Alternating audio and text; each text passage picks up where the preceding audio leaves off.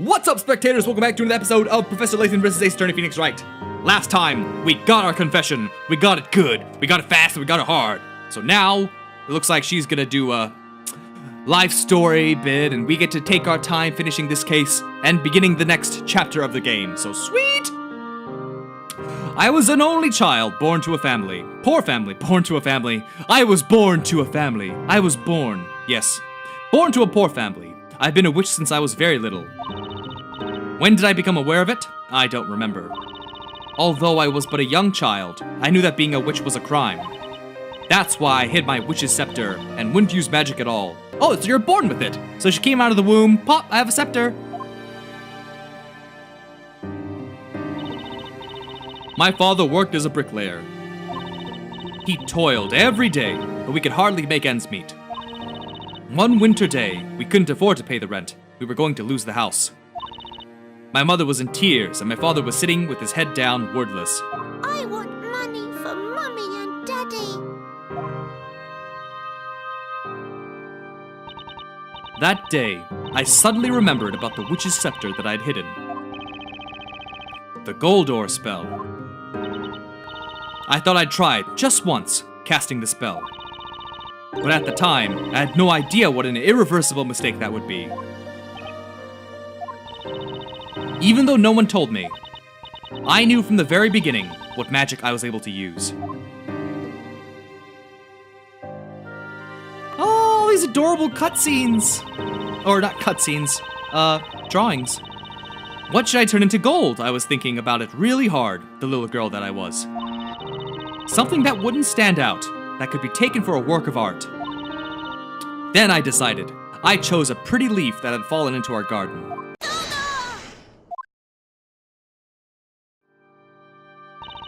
But it wasn't the right thing to do after all. I was terribly punished for using magic, even just the once. Punished?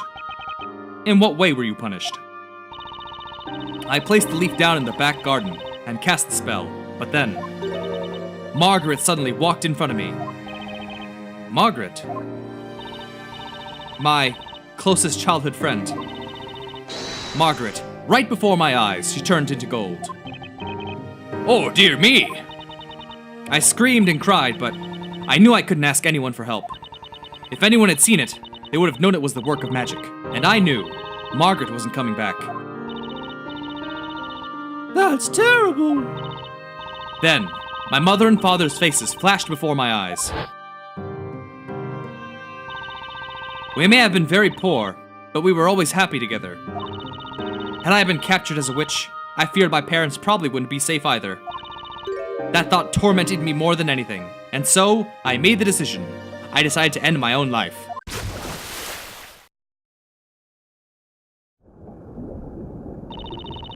I threw myself into the river near the town. It was winter and the water was as cold as ice. I couldn't even move. It was painful. My consciousness started drifting away.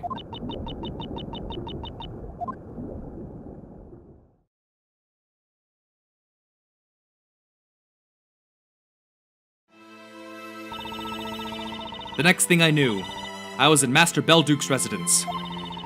He risked his own life jumping into the freezing river to save me. I burst into tears and told him everything. I didn't want to go back home. I would only end up causing my parents grief. Master Belduke listened to me without interrupting, and then he told me this.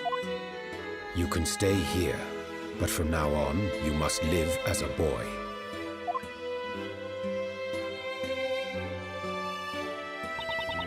Master Belduke met with my parents and explained everything to them. They were very sad, but they agreed it would be best if I didn't return home. Poor Miss Grail! That must have been so awful for her! Master bought the house for my parents, so they wouldn't have to worry about paying rent anymore. As for Margaret, turned into gold, he brought her to his residence. He knew that if anyone saw her, they would report an incident of witchcraft. And this Miss Margaret, is she still in that golden state? Yes, she is. That's strange. We have received no reports of anyone by that name having gone missing. Margaret is being kept in the basement under Master's study. The basement? correct me if I'm wrong, but this Margaret, is she a... Oh, it's a sheep! Or a goat that we were keeping at our house. Goat? Until then, Master Belduke had mainly been researching medicine. But since the incident with Margaret, he became known as an alchemist. So that's when he became an alchemist. I was wondering why the goat was the only thing not covered in dust.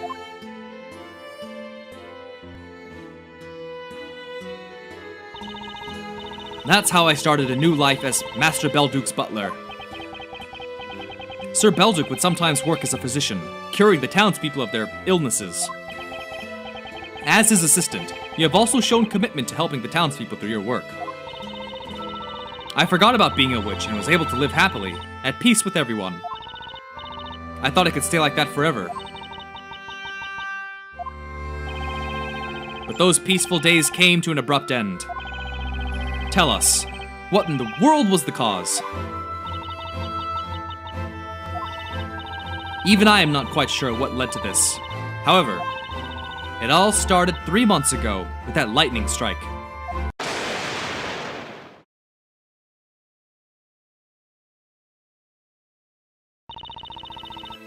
Master Belduke and I were on our way back home, carrying specimens for experiments. An old bell tower appeared in the flames. Everyone who saw it was stupefied.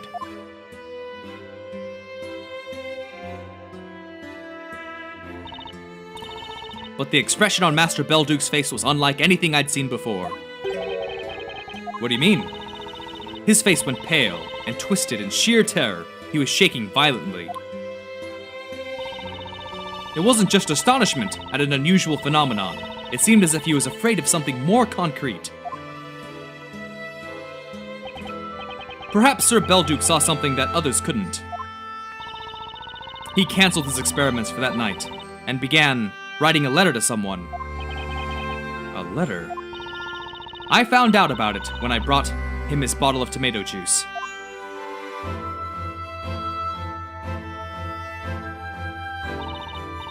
He was writing feverishly, as if he were possessed.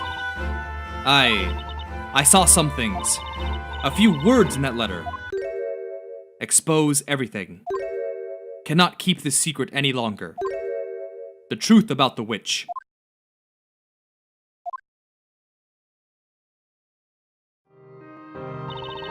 Master Belduke was going to confess that I was a witch.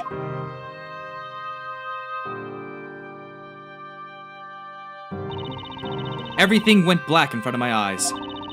I will never forget the feeling that overwhelmed me at that moment. Is that when you decided to commit the crime? What I did first was accidentally singe a part of the wall in my room. It was an excuse to repaint that section of the wall green. Then you also painted the wall behind that painting in Sir Belduke's study. And when that fateful night came,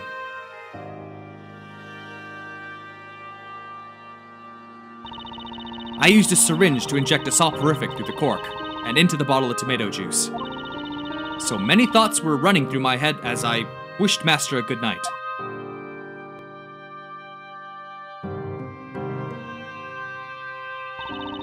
I opened the portal behind him. He was right there in front of me asleep. I reached for the letter in the letterbox, taking care not to wake him. And then I happened to notice the name on the envelope. Storyteller.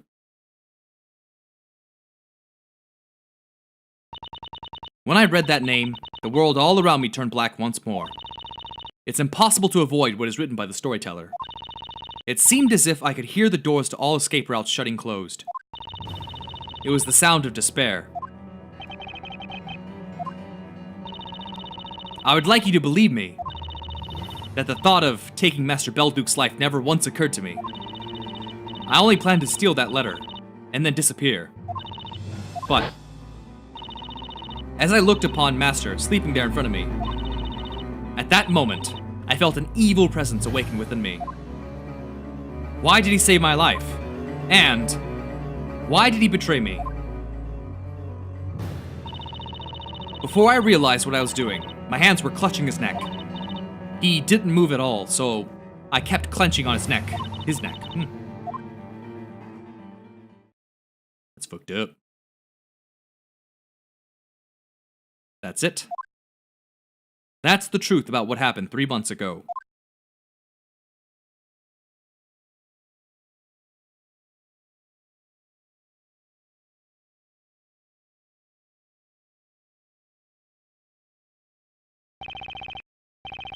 There is just one thing I fail to understand. You said you wanted to run away once you had stolen the letter. Yet despite that, you continue to live in Sir Belduke's residence. And now here you stand. Why did you not run away? My life had been thrown into disarray due to the absurdity of magic. I'd learned all about alchemy, living at Master's residence. Alchemy is concerned with the logic that governs the world. I wanted to believe that there truly was such a thing. So I stayed in that place, hoping to one day see the irrational nature of magic overcome by the power of reason. Magic being overcome by reason. That night, I swapped the letter with blank sheets of parchment and waited for the sun to rise. I resolved to wait for the day when my true identity could be exposed through reason and logic. Master's death remained a mystery for 3 months, and people started to lose interest. And then you appeared, Mr. Wright. On the day you visited the residence, I was listening to your conversation from the other room. As the time finally come for me, my heart was racing with anticipation. Then, a few minutes after everyone entered that room, an unbelievable incident took place. That incident. A witch appeared in Master's study. What?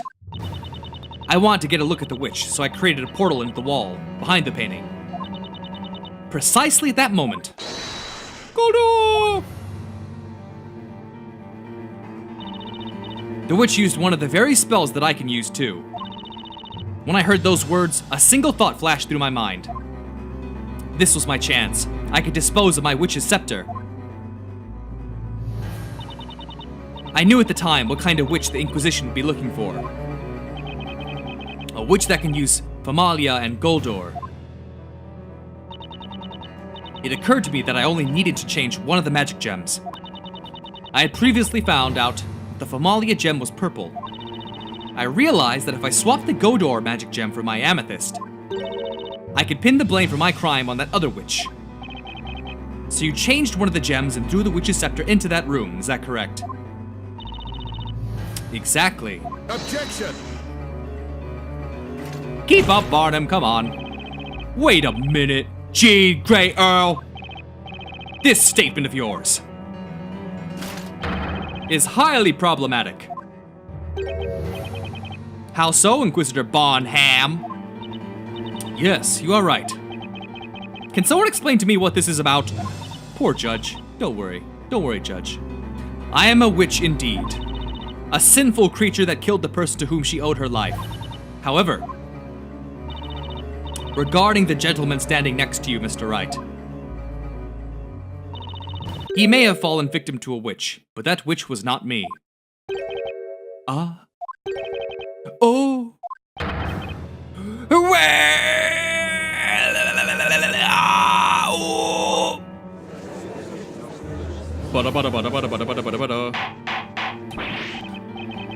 Order!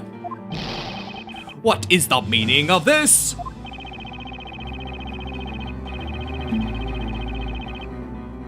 Hold on a minute. Give me a second.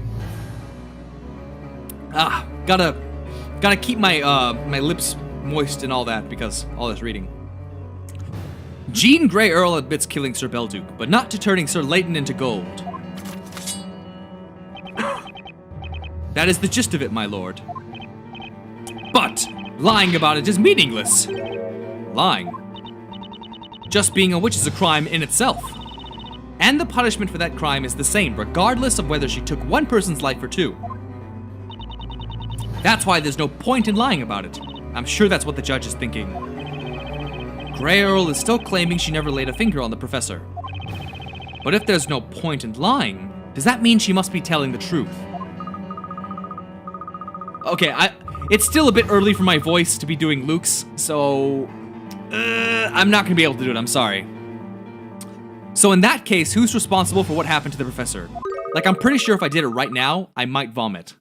Like, I'll go, I'll cough, and then I'll vomit. So, I'm not gonna do Luke's voice. If it wasn't her, then who was it?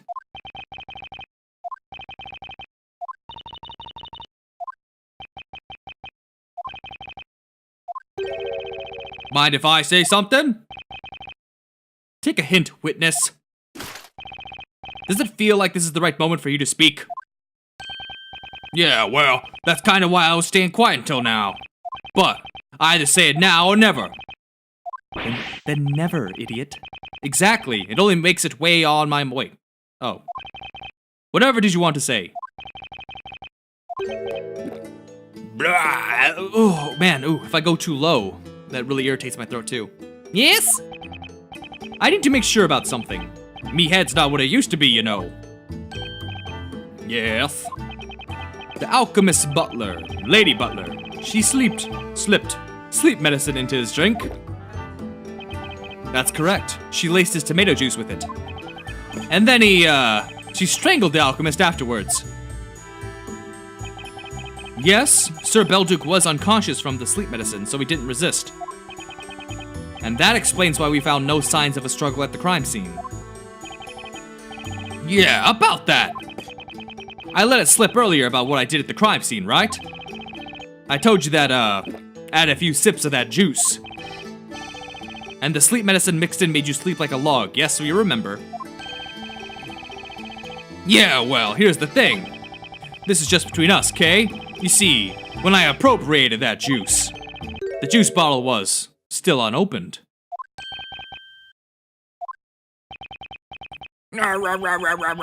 Me throat was parched and I wasn't thinking straight. That brand new bottle was just there, waiting for me with a corkscrew conveniently laid next to it. I couldn't just let that go to waste. I swiftly pulled out the cork and got to drinking. What? So, in case you don't get what I'm getting at, alchemist, the alchemist didn't have a single drop of the juice with the sleep medicine. He was dead already.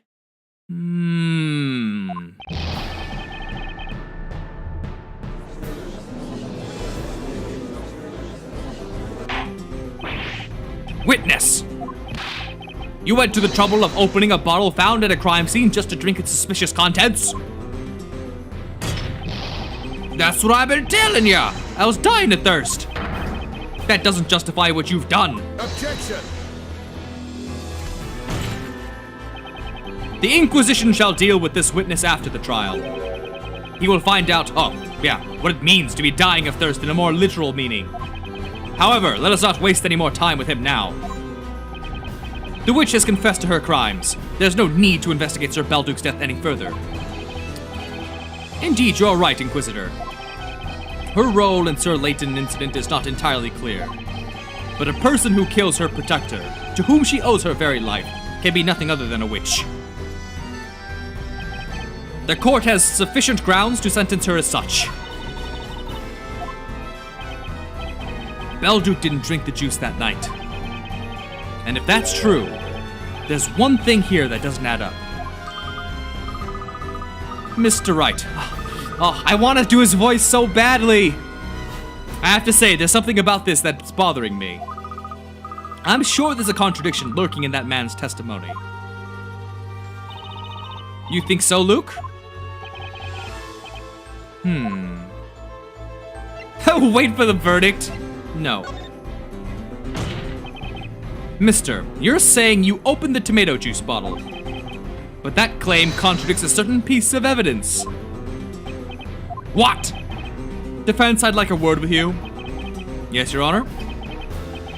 At this point, your client's innocence has already been established. Therefore, whether there is a contradiction in that man's testimony or not, should no longer be any of your concern. That may be so, Your Honor, but even though I'm here to defend the accused, the true duty of any attorney is to uncover the truth behind what happened. Oh, I knew he was gonna say that. My job's not done until there are no more contradictions left. Very well. Sir Blue Knight, let us hear about this contradiction you have discovered. The bottle was first opened by that guy, meaning Belduke didn't drink any of it. That means there's one piece of evidence that should be very difficult to explain. Interesting. I would like to hear about this contradiction too. The defense shall present evidence. Where is the contradiction this witness having been the one who opened the tomato juice bottle? Where is the contradiction this witness? Interesting. Let's see. Amir drank some. Okay. Yeah, this doesn't help me at all. Oh, there's 3 pieces to this. Hold on a minute. Okay. I mean, you can see the... Oops. You can see the bottle there. Let's go back. Letter from Belduke, which is empty. Gold, Layton, nope. Arm reattached. Here's the staff. Nope, that is nothing there. Floor plan. Okay. Let's see here. There's the arm and the staff. Yeah, this doesn't have anything in here anymore, I don't think. We're running out of things here. What? What? Really wish I had more than one life right now.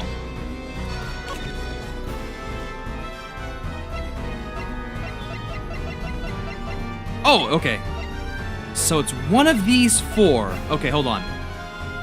Where is the contradiction in this witness having been the one who opened the tomato juice bottle? Which turning press laden in gold? No, that's pointless. Floor plan. Crime scene floor plan drawn by the court illustrator. Because I really don't want to go back to my save. Where's the contradiction? Turned into gold to dispel Goldor. 3 sketches of the crime scene.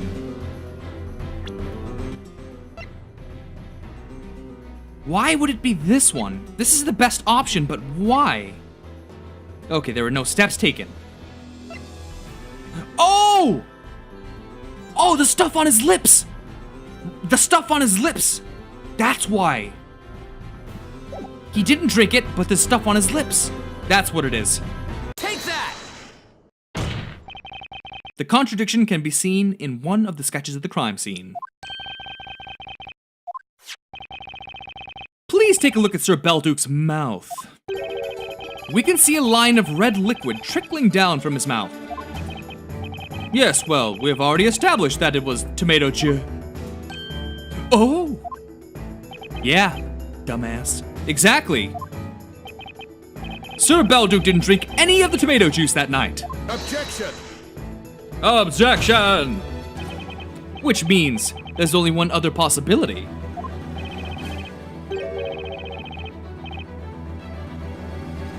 That red line is, as we thought first of all, blood. Sir Belduke must have tried to fight back the assailant and bit his tongue in doing so. Objection! Unfortunately, that would only bring us back to the problem we encountered earlier, that there wasn't a mess, there was no struggle. He's the one who pointed it out to me! If the victim had put up a fight, then there should have been traces of a struggle at the crime scene, and yet no such traces were found. That's what made you assume the witch must have used Famalia. I can't believe